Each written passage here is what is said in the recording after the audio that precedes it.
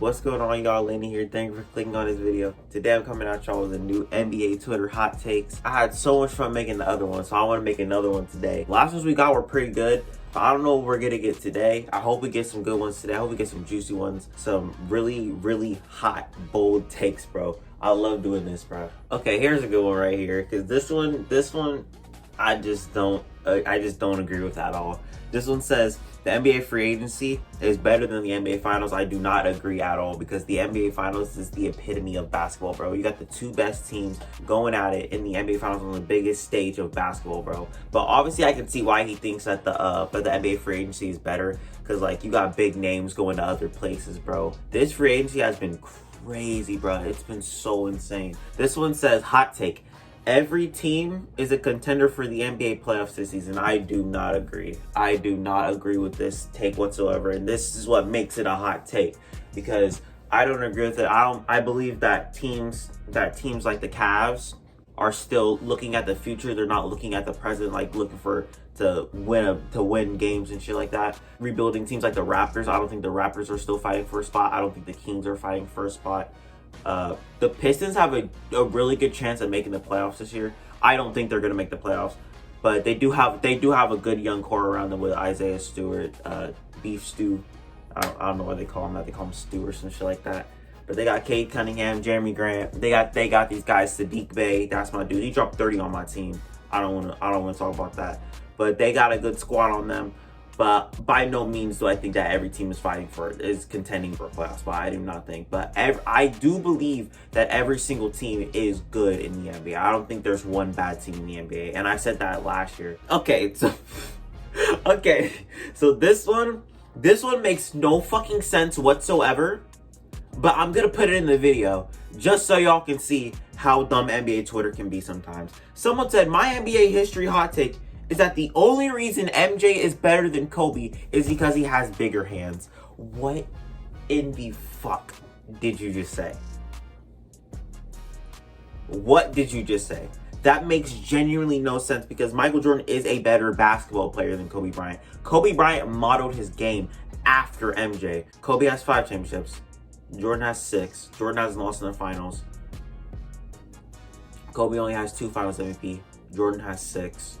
Jordan's been a defensive player of the year. Kobe hasn't. I mean, the list goes on and on and on and on and on, bro. The list just goes on and on. I mean, Jordan has better accolades than Kobe. Jordan's a better basketball player than Kobe. I mean, if Kobe had bigger hands than Michael Jordan, I don't think he would be better than fucking Michael Jordan, bro. It just makes no sense. Okay, so I'm just gonna put this right here. Just like fucking why. They're so fucking stupid sometimes, bro. I mean, this right here really isn't a hot take, but I agree with it. Not saying because I'm biased, but like I agree with it. I mean, their stats were almost identical last year, so you can debate it.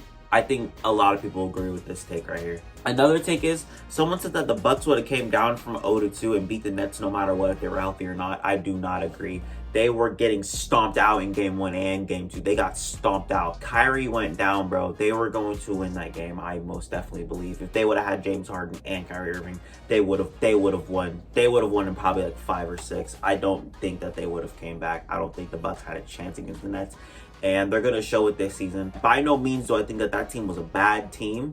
But I don't think they had a shot to beat the Nets, man.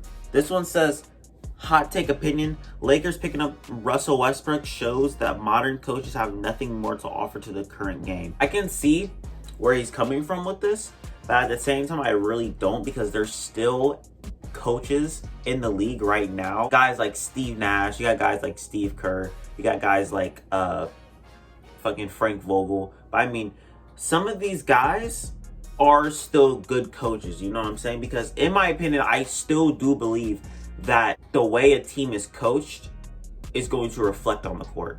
Tom Thibodeau and Nick McMillan are perfect examples from last year.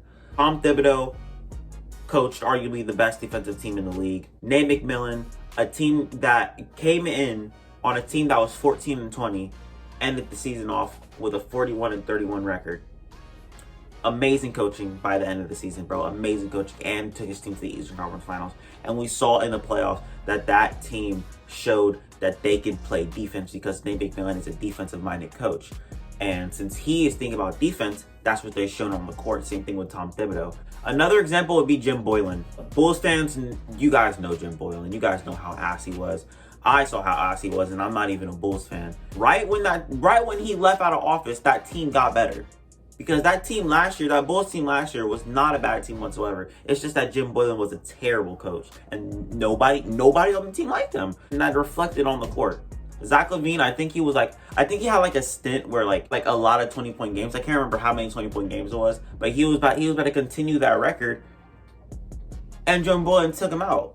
I think he had like 19 points or something, and Jim Boylan took him out. And there was like another time where like the Bulls were like on like a run, and he just immediately called timeout when they were in rhythm. They were in rhythm and they were looking good, and he just called timeout for no reason. And this is the same dude that called timeout like 20 seconds left in the game when they were down by like hella. I still do believe that coaches do have like some leverage on NBA players, you know what I'm saying? Because like they're the coaches, they know what they're doing. But at the same time, these players know what they're doing. So that's why I think that I can agree with him to like a certain extent. I mean, I can't agree with him fully. And for the last hot take of the day, man, this dude says that Stephen Curry is a top 5 player of all time. This is all I gotta say.